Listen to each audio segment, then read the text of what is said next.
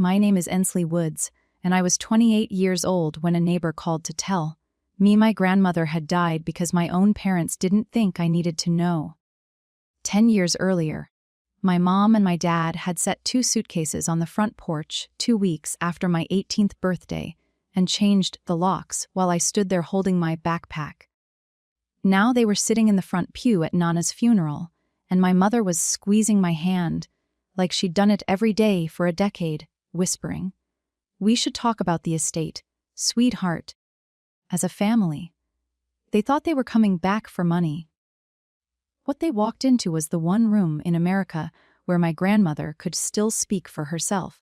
And what the judge read out loud on page 4, that part, nobody in my family saw coming, including me. Welcome back to Last Laugh Stories, where family secrets come to light and quiet people finally get their say. If you've ever been made to feel like you owed your family your whole life, this one's for you. Drop a comment below. Tell me where you're listening from, and be sure to subscribe. I was on shift when Ruth called. I'm a hospice nurse, and that Tuesday in the March, I was sitting with a patient across the county holding his hand through the quiet of 400 in the morning when my phone buzzed in my pocket. I stepped into the hallway. Ruth Delgado had lived next door to my grandmother for 30 years, and she was crying so hard I couldn't understand her at first. Marlene Woods had died in her sleep, sometime before dawn, peacefully in her own bed, in her own house, which was the only way she would have accepted the arrangement. Then Ruth said the part that put ice in my spine. "Honey, your parents have known since the 700 this morning. I waited all day for you to come. When you didn't, I figured nobody told you. It was after 400s in the afternoon, 9 hours. My grandmother had been gone 9 hours, and the 2 people who called themselves her family had let me find out from a neighbor. I drove the 20 minutes to Maple Glen with my hands steady on the wheel because hospice teaches you to fall apart later, on your own time. Her porch light was on. It clicked on every evening at 700, and it was burning now against the dark like nothing in the world had changed. On the front door, someone had taped an index card in my mother's tidy loan officer handwriting. Contents inventoried. Please do not remove items. Signed G and P Woods. She had been dead less than a day. My parents had already made a list of everything inside that house. I had seen nothing but the porch light. I stood on that porch a long time, and I remembered the last time I'd stood there with suitcases at my feet. You have to know what kind of house I grew up in. In my mother's kitchen, taped to the refrigerator where other families put crayon drawings, there was an invoice. She started at the month I turned 16. Room and board, $150 a month. Itemized in blue ink with a running balance at the bottom.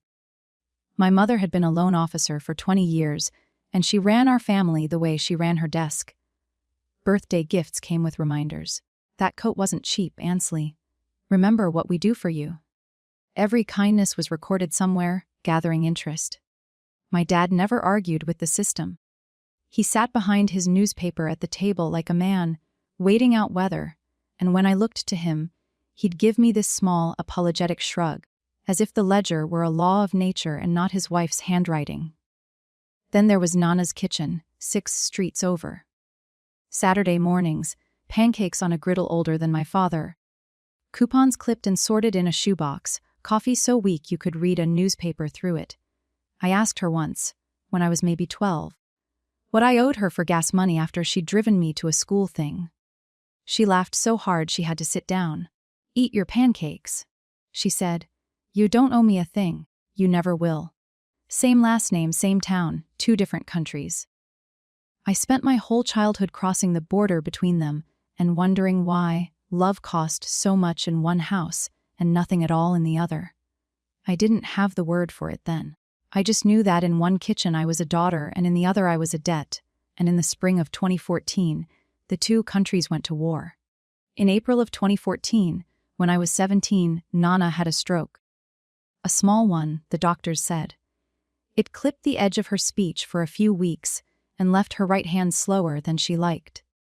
And she attacked her recovery the way she attacked a sale bin, with a list and no patience. I drove her to physical therapy every afternoon after school in her old book. That's how I got to watch what my parents did next. My mother showed up to the hospital with a folder. Inside were brochures for a place called Willow Crest Senior Living and a printout from a realtor with an estimate on Nana's house. Nana was still slurring her R's, and my mother was already pricing the walls around her. She told the relatives she was getting ahead of things. She told the doctors she was the responsible one in the family. She used the word manage so many times it started to sound like a threat. Nana said no. She said it slowly, but she said it. And that should have been the end of it, except a few weeks later I came downstairs at night for water and heard my parents at the kitchen table with the calculator out. My mother was saying words I'd never heard before. Petition power of attorney guardianship. My dad was saying, "If you think it's best, Pam." I was 17. I stood in the dark hallway of the Ledger house and Googled the words on my phone, and my stomach dropped through the floor. My mother wasn't planning to help her mother-in-law recover.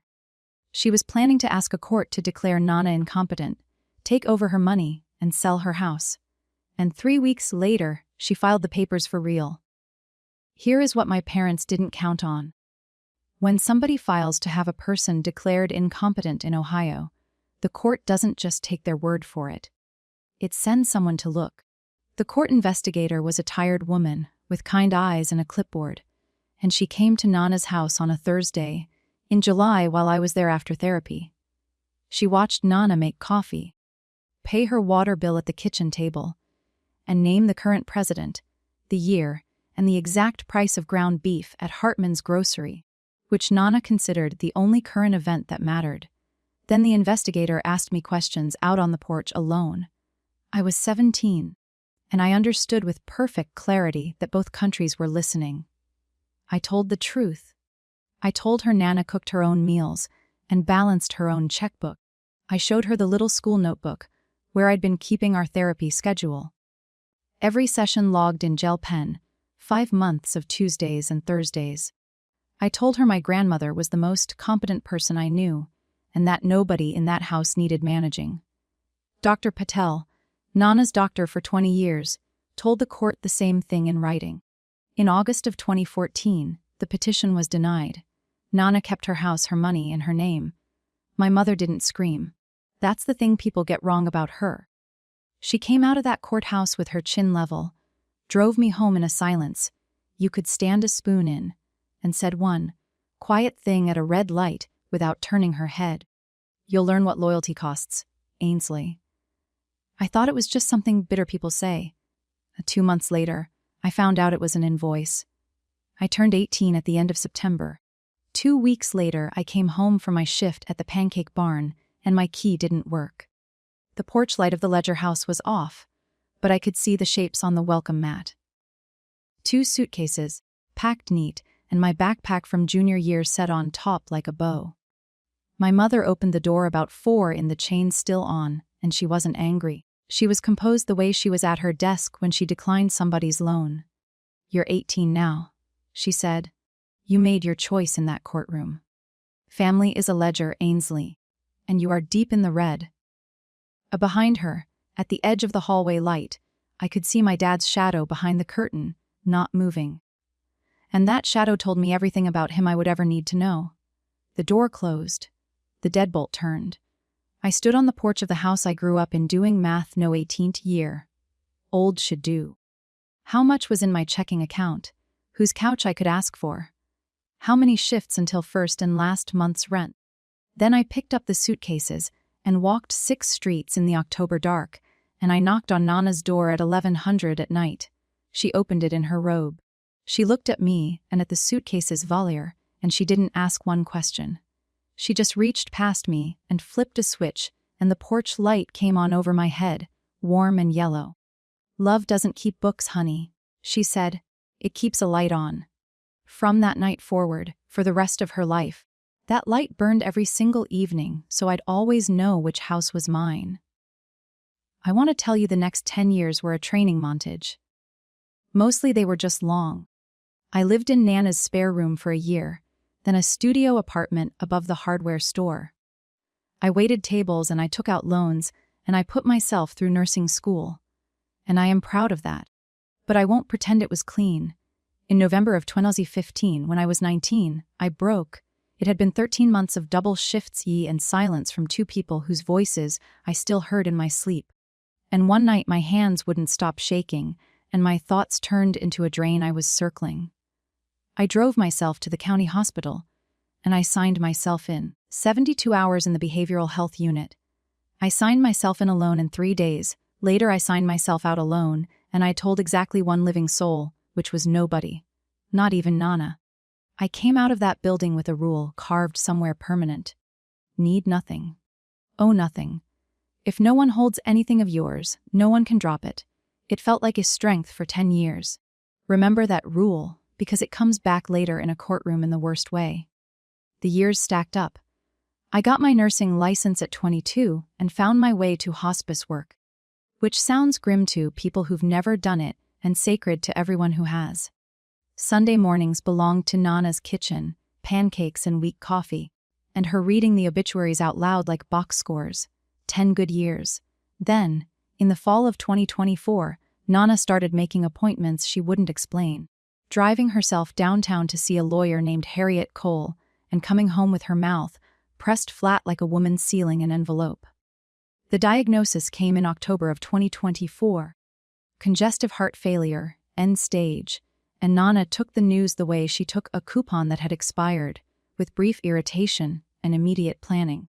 She chose hospice at home, and because life enjoys irony, the case went to Corrin County Hospice, the agency I work for, though not to me. I want to be precise here because it matters later. I was never her nurse. Her nurse was a colleague named Dana who managed her medications and her chart. I was her granddaughter. I did a granddaughter things. I cooked, I sat, I drove. I lost at gin rummy on purpose and got caught doing it. The green kitchen table filled up on a rotation Nana didn't organize but absolutely commanded. Ruth from next door.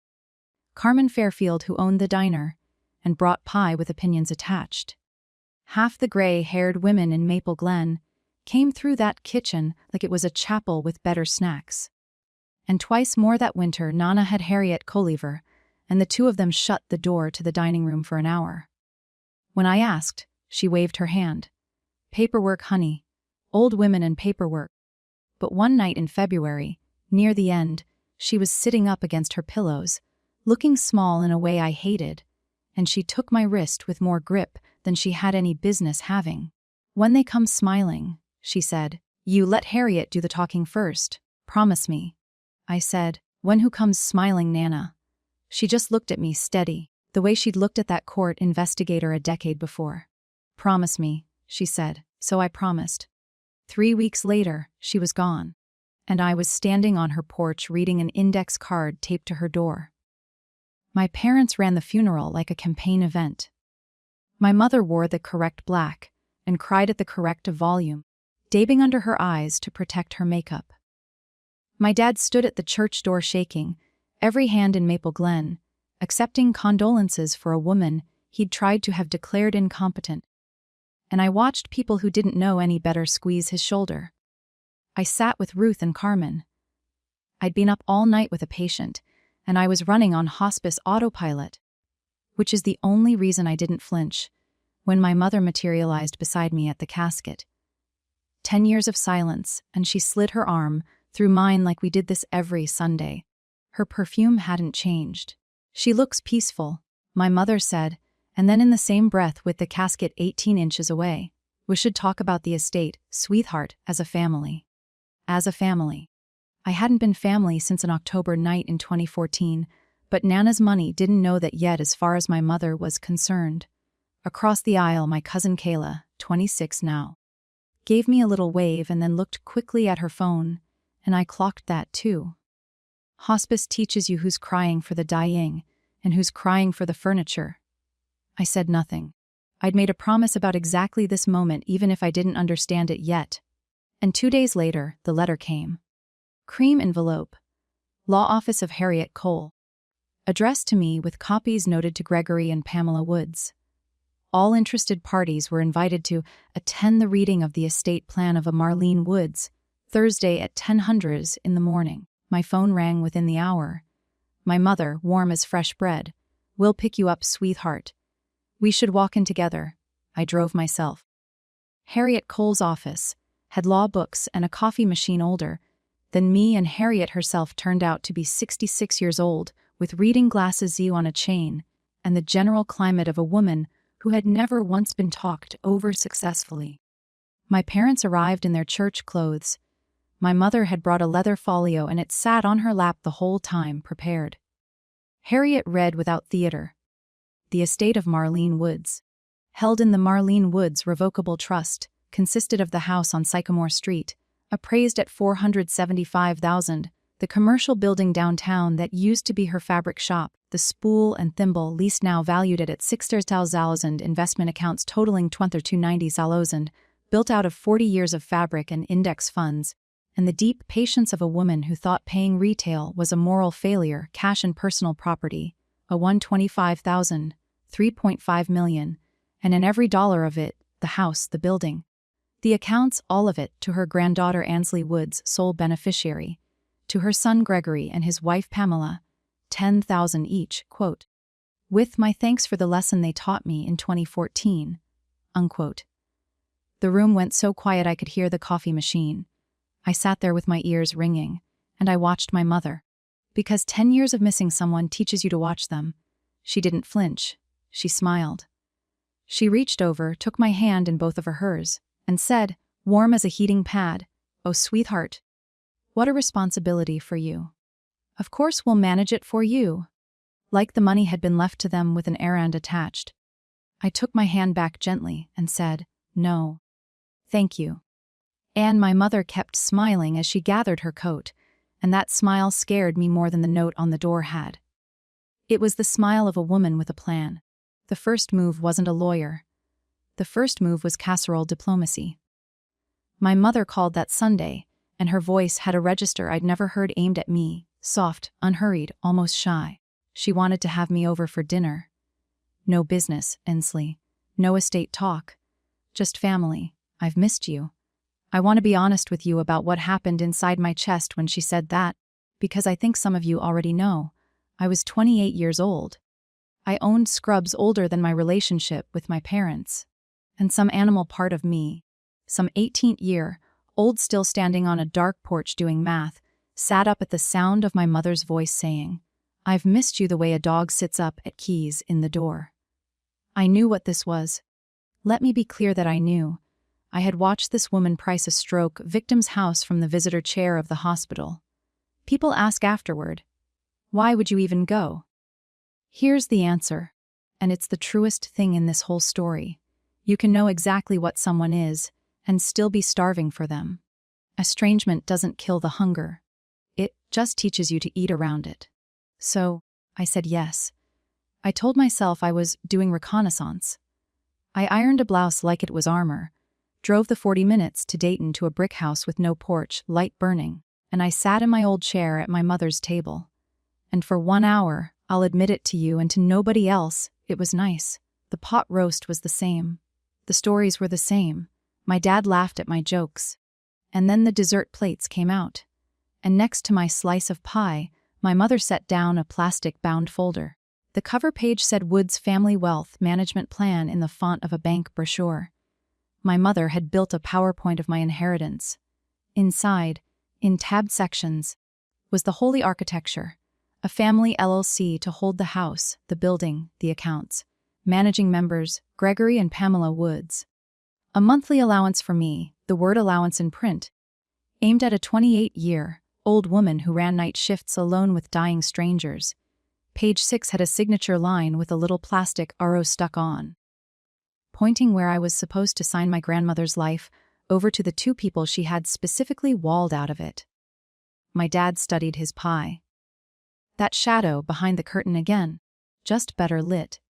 My mother talked the whole time in her loan officer voice, reasonable, warm, terms like fiduciary responsibility and protecting the assets and, "You're so busy with your work." Honey, I let her finish. Hospice teaches you that too, letting people finish. Then I closed the folder, set it by my plate, and said, "Thank you for dinner." The pot roast was perfect.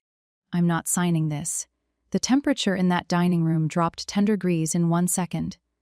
My mother looked at me for a long moment, and the softness went out of her face like a switch had been flipped somewhere at the main breaker. And what was left was the woman from the courthouse, parking lot 2014. "We tried the nice way," she said. I picked up my purse and let myself out past the dark porch. If you've ever sat at a table where love came with paperwork, tell me in the comments what you did. Because I read every one of them. And stay with me. Because that night I made an enemy on purpose for the first time in my life. And you're about to see exactly what it cost them. If you're new here, subscribe. This is the part where it stops being polite. 3 weeks later, a man in a golf shirt walked up to the nurse's station at the hospice office, asked if I was Ensley Woods, and handed me a manila envelope in front of 2 co-workers and a grieving family. "You've been served. Have a good one." I read it in my car. In the probate court of Kern County, Ohio, Gregory Woods and Pamela Woods, petitioners, contesting the last will and trust of Marlene Woods. And the grounds made my hands go cold on the steering wheel. Undue influence by a caregiver, lack of testamentary capacity. 11 pages of lawyer language arranging my whole life into a crime. The dutiful granddaughter recast as a professional who had isolated a dying woman, alienated her from her loving son, and steered $3.5 million into her own pocket. They wanted the trust thrown out. They wanted the estate distributed as if no will existed, which in Ohio would hand a son his mother's fortune. And buried in the motions was the sentence with my mother's fingerprints on it. Petitioners further request the court appoint them interim managers of the estate during these proceedings. Manage it for you. She'd found a way to say it in legal stationery. Until it was sorted out, everything froze. The accounts, the house. All of it locked while the court decided whether my grandmother had been of sound mind. A question Nana would have found hilarious, and then filed somewhere for revenge. Harriet called me that evening. Her voice was level in a way I'd learned to lean on. "They have every legal right to file this," she said. "That's the ugly beauty of the law, Ainsley. Any fool can knock on the courthouse door. Now come to my office. Your grandmother left some instructions about this exact knock." Before I could get to Harriet's office, the family phone tree got to work. You have to understand how a smear moves through a small county. It doesn't march. It seeps. My aunt in Columbus heard I had gotten myself written into the will. A great uncle heard I'd been medicating Marlene at the end. You know, she was a nurse. By Friday, a woman at Hartman's grocery looked at me too long over the cart coral, and I knew my mother's version of me had beaten me to the checkout line. Then Kayla texted, my cousin, the one I'd taught to parallel park, the one whose prom dress Nana hemmed for free. "Hey, I just think you should do the right thing and share. They're your parents. Aunt Pam says you'll be hearing from the lawyers anyway." Aunt Pam says. I stared at that text for a long time, and I typed a reply and deleted it twice, and then I put the phone face down, and when I picked it back up an hour later, I'd been blocked. Allie, removed from the board. That one cost me something real, and I wanted on the record that it cost her more, eventually, though not in money. There's no coupon for being on the wrong side when it counted. That Sunday I was sitting in my apartment above the hardware store with the lights off, phone face down, when someone knocked. Ruth Delgado stood in my hallway holding a pot of chicken soup with both hands like it was a casserole-shaped weapon, and her eyes were dry and furious. "You're not answering your phone," she said, pushing past me to the stove. "So I'll say it here. Marlene told us this would happen. All of it, honey. Every move they're making," she called it. "Use," she said. "Marlene told us." I wanted the rest, but Ruth only patted my hand and said Harriet did the explaining in this outfit. She just did the soup. 2 things happened that week. First, Harriet, as trustee, asked me to move into Nana's house. An occupied house is an insured house. An empty one is a liability, and the court fight could take a year. My parents' lawyer objected within a day, calling it the caregiver occupying the disputed asset. Harriet replied in writing that the trustee had made an operational decision, and the petitioners were welcome to bring it up with Judge Marsh. So I packed the same 2 suitcases, out of some instinct I won't examine, and I moved 6 streets over into the house, where the porch light was. Second, the first night there, I went looking for the switch. I wanted to be the one to turn it on. The way she'd turned it on for me, I traced the wire from the porch fixture down into the hall closet, and there, screwed to the wall above the fuse box, was a little mechanical timer, beige plastic. Older than me, its dial notched at 700 in the evening. She hadn't been flipping that switch by hand all those years. She'd bought a machine to make me a promise back in October of 2014. And that machine had kept it every single evening for more than 10 years, through storms and Christmases and her own dying, and it was keeping it still. Click. 700. Light high clears throat on. Whether the woman who said it was alive or not. I sat on the closet floor and finally came apart, quietly, on my own time. Then I did something that didn't come natural. Ruth knocked that evening with soup number 3, and instead of telling her I was fine, which was my whole personality, I opened the door all the way and let her in. She looked around the kitchen at the green table and said, "Good. Now, has Harriet shown you the letters yet?" Harriet spread the file across her conference table the next morning like a surgeon laying out instruments. "Your grandmother," she said. Did not guess. She remembered. And then she walked me through the fortress Marlene Woods had spent 10 years building. The trust was created in March of 2015, 5 months after my parents put my suitcases on the porch. She'd sat in this same office, 72 years old, furious in her Sunday coat, and said she'd just watched what her son would do for money, and she intended to make it useless to him. Every few years she came back and tightened a bolt. The final amendment, January of 2024, 9 months before any diagnosis, before any hospice. Back when she was still hauling her own mulch. Attached to it, 2 letters from 2 different doctors, Dr. Patel and an internist in Dayton she'd booked herself, each one examining her the same week she signed, each one certifying her memory, her judgment, and in Dr. Padal's dry phrasing, a degree of financial acumen exceeding my own. Harriet had met with her alone each time. No family in the building. Standard protocol done to the letter. Every meeting logged. Do you see it? Capacity, documented twice, independently dated. Influence, impossible. I hadn't even known the trust existed. My grandmother had built her paperwork, like a woman who'd been ambushed once and never intended to be ambushed again. And every bolt she tightened was aimed at one future Thursday in a courtroom. There's more, Harriet said, closing the folder. And for the first time, I saw something like anticipation cross her face. There's a page I'm not permitted to show you before the hearing. Marlene's orders. She wrote them down. I said, "Her orders say you can't show me." Harriet almost smiled.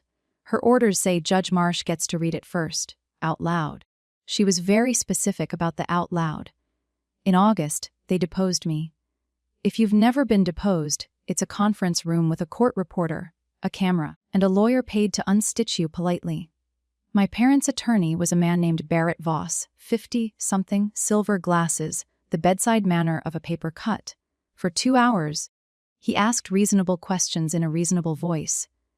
My shifts, my access to Nana's house, whether I'd ever driven her to the bank, cooked her meals, been alone with her. All the ordinary mechanics of loving somebody old replayed slow so they'd look like grooming. Was I present when medications were administered? Did I benefit from her isolation? Then, without any change in tone, like he was asking about the weather, Voss slid the knife in. "Ms. Woods, have you ever been admitted to a psychiatric facility, voluntarily or otherwise?" The court reporter's hands kept moving. The camera kept its red eye on me. 10 years I'd kept that November locked, in a drawer no one knew existed, and this man had a copy of the key in a folder, which meant my parents had gone digging through my worst night and handed it to him like ammunition, which is exactly what it was. The how of it turned out to be stupidly simple. At 19, I was still listed on my father's health insurance, and the statements go to the policyholder. They had known for 10 years. They had known and said nothing and saved it. I heard my lawyer object to relevance. I heard myself answer anyway level, the voice I use at 400 in the morning with frightened patience. Yes, in 2015 for 3 days. I checked myself in and I checked myself out. Voss made a small note, pleased, and quoted my mother without knowing it, or maybe knowing it exactly. Debts of gratitude are still debts. Wouldn't you agree? I didn't answer that one. When it ended, he squared his papers, like a man clearing a dinner table, and said, "We'll see you at the hearing, Miss Woods. Unless your family would rather settle this like a family." In the parking garage, my hands finally shook. 2 weeks after the deposition. My supervisor called me in before my shift and couldn't look at me. An anonymous complaint had been filed with the Ohio Board of Nursing. Elder financial abuse by a hospice professional. Anonymous, but it cited the probate case number, so we can retire the mystery of authorship. And here's the part people don't understand about licensed work. It doesn't matter how absurd the complaint is. The board has to investigate. The process takes months, and while it grinds, an agency that cares for the dying cannot staff a nurse under an abuse investigation. Nobody was cruel about it. That almost made it worse. My supervisor's voice wobbled when she asked for my badge, and I unclipped it and set it on her desk. 6 years of night shifts in a rectangle of laminate, and I walked out through the lobby past a wall that said dignity in 4 languages. Understand what they'd found. The trust was a fortress, so they'd stopped shooting at the fortress. They were shooting at me. The license was the one thing I'd built entirely alone. No inheritance, no help. 12-hour nights and a state exam. And my parents had figured out that it was the one thing of mine the court couldn't protect. By then my savings were nearly gone, too. The trust could pay Harriet to defend the trust. That's the law. But the trust could not pay for my private lawyer or my licensed defense, and 18 of my 20,000 had already gone out the door. That night I sat in my car outside Nana's house and watched the porch light click on at 700, right on schedule. A dead woman keeping her promise, while I figured out how to keep mine. Then an email arrived from Voss's office. His clients, it said, remain open to a family resolution. The people who set the fire were selling extinguishers. If your family has ever turned the law into a weapon, tell me in the comments. I read everyone. And stay close, because the next hearing is the one from the title. The one where the judge turned the page. Subscribe, so you don't miss what was on it. The preliminary hearing was in October in a small oak, paneled courtroom in the Corren County Courthouse. Judge Ellen Marsh presiding, a woman about 60 with the patience of a person who has heard every version of every family. My parents sat at the petitioner's table in their church clothes. My mother was serene. She whispered something to Voss and smiled. And I watched her scan the room like it was already hers. And to honest to God, I think in her mind, this was the finish line. The day the court would hand a responsible adult the keys. Judge Marsh put on her glasses and paged through the trust in the quiet. Then she stopped turning pages. "Counsel," she said to Voss, "before we schedule anything, has your client read Article 9 of this instrument?" And she read it out loud into the record, in a courtroom voice that carried to the last row. Article 9. If any beneficiary of this trust contests its validity or seeks control of its assets through proceedings, that beneficiary forfeits any and all interest granted herein. The 10,000 bequests to Gregory and Pamela Woods conditional. Contest the trust and the gift evaporates. My mother's smile held because 10,000 meant nothing against 3 and 102 million. But the judge wasn't finished. "There is an attached statement of intent," she said, "executed and notarized January of 2024. The testator requests it be read aloud in open court in the event of any challenge," to she turned the page, "to the court from Marlene Woods. In 2014, my son Gregory and his wife Pamela petitioned to have me declared incompetent so they could manage my affairs. The court said no. I have spent 10 years making sure the answer stays no. If they are in your courtroom now, they have come after my death, smiling, offering to manage what I left behind. I ask you to read this page to them, So they understand that I am, one final time, ahead of them. The silence was total, and I watched it happen. The thing from the title. My mother's smile didn't break, it just drained. From the eyes down, like something unplugged. My grandmother had predicted their exact play in writing, 16 months before they made it, and every stranger in that room had just heard it. Voss rose anyway, and asked for an evidentiary hearing on undue influence, because if the trust itself fell, Article 9 fell with it. Judge Marsh granted it, set it for 6 weeks out, and I would swear on the green table she looked at my parents a half-second longer than she needed to. In the hallway after, my mother walked straight to me, close, perfume unchanged, and said, quiet enough that only I could hear it, "You think a dead woman can protect you." 3 nights later, my dad came to the house alone. I found him standing at the bottom of the porch steps, inside the circle of the light, not knocking. A 59-year-old man holding his car keys like a hat. I stayed in the doorway. He looked older than the funeral. "Your mother wasn't always like this," he said, and then he told me a story I'd never heard in all my years as their daughter. My mother's mother died in 1991 when my mom was 23. There was no estate. There was a shoebox. Bills, collection notices, a repossessed car, a funeral nobody could pay for. My mother worked 3 jobs to bury her own mother and spent 2 years paying off a dead woman's debts, and she came out of it with one conviction welded into her: that money left loose is a knife left on the floor, and that the person who grabs it first and controls it is the one who loves the family most. "She thinks she's protecting you," he said, "from ending up like her mother. She can't hear how it sounds." For a second, standing in Nana's doorway, I saw it. The whole sad machine of it. A scared 23-year-old building a ledger so the floor could never fall out again. And I felt the pull of that old ache, and I want you to know pity is real even when it changes nothing. Because here's what I said. "And you, what's your story?" He looked at his keys, the shadow behind the curtain, the silence behind the newspaper.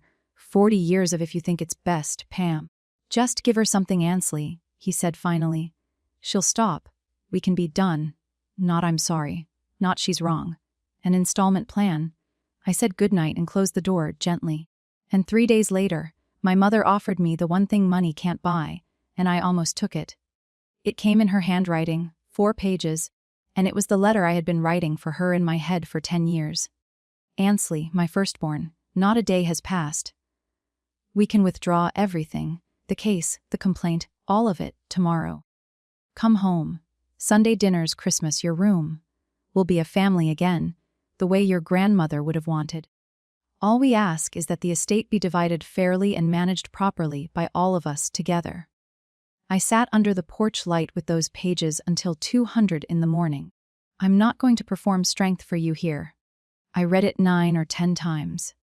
The animal in my chest, the one that sat up at her voice on the phone, was howling. Because this was the actual prize, wasn't it? Not the money. This. The door reopened, the ledger burned. My mom and my dad at a table with me, and nobody keeping score. I had testified against them at 17 and been billed for it ever since. And here was the invoice marked paid in full. All it cost was everything Nana spent 10 years building. Handed over to the people she built it against, plus one signature agreeing that their love had been a reasonable price all along. Toward dawn, I understood the letter was the deposition again, in softer font. My mother wrote to me that night, but the phrase managed properly did the answering. She came the next morning for her answer, and I met her on the porch under the dead light. And I kept my voice as low as hers had ever been. "You can't buy back what you threw away, Mom, and I'm done paying interest on being your daughter." Something in her face closed like a bank at 5. She walked to her car, and from the open door she gave me one last look. "Then you'll lose the license too," she said. And that was the last conversation my mother and I ever had as mother and daughter. The formal offer arrived the following week on Voss letterhead, and it was elegant the way a trap is elegant. 700,000 styled as a family settlement in exchange for full withdrawal of the will contest. And one paragraph lower, the sentence that had been aimed at me all along. It has been our clients' experience that licensing matters tend to resolve themselves when families reconcile. Translation: pay us and the board complaint evaporates. Fight us and it doesn't. And if I fought, Voss noted almost apologetically, my medical history from November 2015 would be subpoenaed and examined in open court, in a county where the newspaper still prints probate news between the football scores. Understand the math I was staring at. 700,000 was 20% and Harriet believed we would win. But believed is a lawyer's word, and meanwhile the board investigation would grind on for a year, or more with my badge in a drawer. My savings were down to $3.00, and the price of winning was standing in front of my hometown while a lawyer read my psychiatric records out loud. My own attorney, the one I was paying with money I didn't have, told me plainly that taking the deal was the rational move. You'd keep 80% in your privacy? I've seen people pay more for less. Even the math of surrender was reasonable. That's what a good trap looks like. Harriet was quiet for a long time when I asked her. The trust can survive a trial, she said finally. That was built. The question, Ansley, is whether you want to. Nobody gets to grade you on that answer. They sent a draft agreement with a signature line and a little plastic arrow, my mother's arrow, pointing at where I was supposed to end it. And I sat at the green table that night, and I picked up the pen. I had the agreement flat on the green table, pen uncapped, and I want to be honest. I had decided to sign it 20% to make it stop. People pay more for less. My hand was actually moving when the knock came, and it was Ruth with Carmen, behind her holding a pie like a second opinion. They didn't ask what the papers were. Gray-haired women don't have to. They sat down at the table where they'd sat all winter, and Ruth put her hand flat on the pages. Not grabbing, just resting like you'd rest a hand on a casket. Let me tell you what I watched for 10 years, she said. Every evening 700, that porch light came on. Rain, snow, the night of her diagnosis, the night she died. I used to check it from my kitchen window like a lighthouse. One time I asked her why she didn't just leave it burning all day. And Marlene said, because then it wouldn't mean anything, Ruthie. It has to be a choice. It has to cost a little every single day or it's not a promise. It's just a bulb. Carmen cut the pie without asking. She wasn't leaving you money, honey, Ruth said. Money was the smallest thing in that house. She was leaving you witnesses. I looked at the signature line, at the little plastic arrow, and Ruth asked the question I have thought about every day since. You've been paying for their love your whole life, Ansley. Whatever this paper costs, add it to that pile. What's the interest rate? I sat with that. Then I picked the agreement up, squared the pages the way Voss had, and tore them in half. And the sound was the best thing I'd heard since Nana laughed. Nobody at that table knew yet what I was going to do instead, including me, until I said it out loud.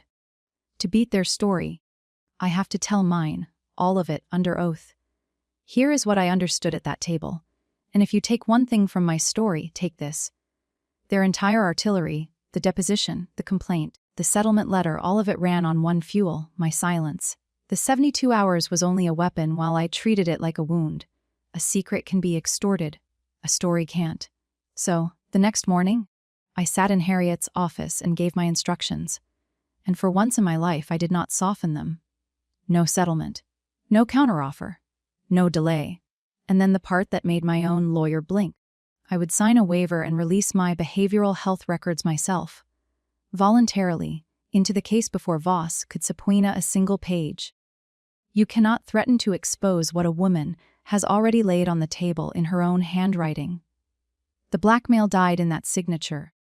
18 months of leverage gone in one stroke of a pen my parents never saw coming.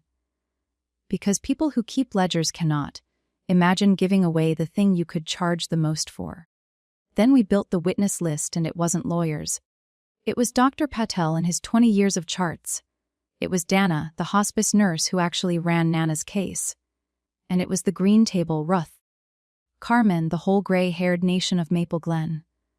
The people who had watched a porch light burn for 11 years and knew exactly who it burned for.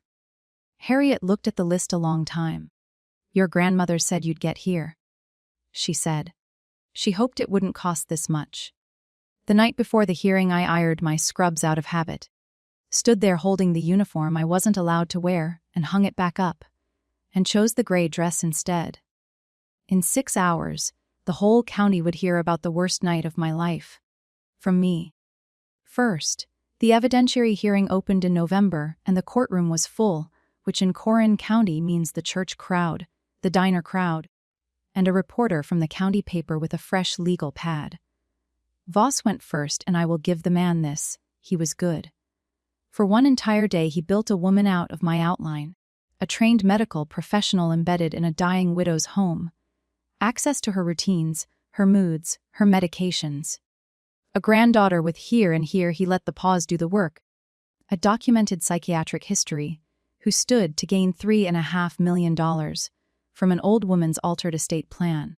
My mother testified in a blue suit with a tissue in her fist, and she was a devastating, poised, wounded, reasonable. We only ever wanted to manage things properly. Ansley is fragile. She's been fragile for years. We were trying to protect her and my mother-in-law both. She had grieved more convincingly on that stand than she had at the casket. Then Kyla, my cousin, 26 years old, avoiding my eyes, testifying that I had kept to myself and gotten close to Mrs. Woods at the end. 2 innocent facts arranged into fingerprints. That was the day I learned you can lose a person twice. The judge listened to all of it without a face. Ruth sat behind me the whole day, and behind her Carmen. And behind Carmen, 3 rows of gray heads that had no legal function at all except that Judge Marsh could count. When they adjourned, Voss packed his briefcase looking like a man ahead on points. And honestly, he was. Judge Marsh looked over her glasses. Mrs. Woods, the court will hear you tomorrow morning, 900. That night the porch light clicked on at 700, and I sat under it and practiced nothing. Because Nana always said the truth doesn't need rehearsal. It just needs a witness willing to go first. I took the stand at 900 in the morning, in the gray dress, and I used the only voice I own, the 400 in the morning voice, the one for frightened people in dark rooms, low and level and unhurried, and I told it all of it. October 2014, 2 weeks past my 18th birthday, the key that wouldn't turn. 2 suitcases packed, by my mother with the sweaters folded, because she folds everything even in abandonment. My father's shape behind the curtain. My mother's voice through 4 in of door. Family is a ledger, Ansley, and you are deep in the red. And I watched the court reporter to my mother's sentence into the permanent record of the state of Ohio. I told them about the 6th Street walk in the dark and the porch light coming on. And then, because it was mine to tell now, I told them about November 2015. 19 years old, 13 months into exile. The night my hands wouldn't stop and my thoughts turned into a drain, the drive I made alone to the county hospital, the form I signed alone, the 72 hours, the form I signed to leave alone. Counsel has called me fragile, I said, and I looked at nobody except Judge Marsh, and I kept my voice exactly where I keep it at a bedside. I checked myself in at 19 with no one to call, and I checked myself out and finished nursing school and spent 6 years sitting with this county's dying. I'm told that's a psychiatric history. On my ward, we call it surviving. Then Harriet stood and read into the record my waiver. Every page of those records released by me voluntarily, weeks ago, and I watched the leverage my parents had mined out of my worst night turn to vapor in a silent courtroom. Last, the dates, laid out plain. The trust was born in March of 2015, 5 months after the porch, amended for the last time in January of 2024, 9 months before the diagnosis, 2 doctors certifying her mind the same week. My grandmother didn't change her plan because I got close to her money, I said. She changed it because she watched them come for hers. I stepped down. My mother was staring at me, and behind all that composure, something had begun very quietly to slide. Then came the afternoon I want read at my funeral. Dr. Patel, 20 years of charts, 2 capacity letters, and the flat professional opinion that Marlene Woods had a degree of financial acumen exceeding my own. Dana, the hospice nurse of record, walking the court through every medication log, every visit note, confirming under oath that I had never once handled her chart, her drugs, or her paperwork, that I was in the file, listed only as family. And then the gray-haired nation took the stand one by one, and the courtroom stopped being Voss's. Carmen, who'd fed half the county, telling Judge Marsh that Marlene planned this trust the way she planned everything, ma'am. Sober as a hymn and twice as loud. And Ruth, 71 years old, hands folded, 30 years next door. She testified about the porch light, the timer set in October of 2014, the bulb she watched from her kitchen window, every evening for 11 years, rain, snow holidays, the night Marlene died, still burning. That light was for the girl, she said. Everyone on Sycamore Street knew what it meant. It meant that child had a home whether her parents wanted her or not. Voss tried to cross her. He suggested elderly neighbors misremember things, and Ruth looked at him over her glasses the way you'd look at gum on a pew. Old women notice things, young man. It's all we do. The gallery laughed, and Judge Marsh let them. And that's when my mother broke. Not a scream at first, a correction. She stood up at the petitioner's table over Voss's hand on her arm, because a courtroom full of people were smiling at a version of the family where she was the villain, and my mother had never once lost control of a narrative in her life.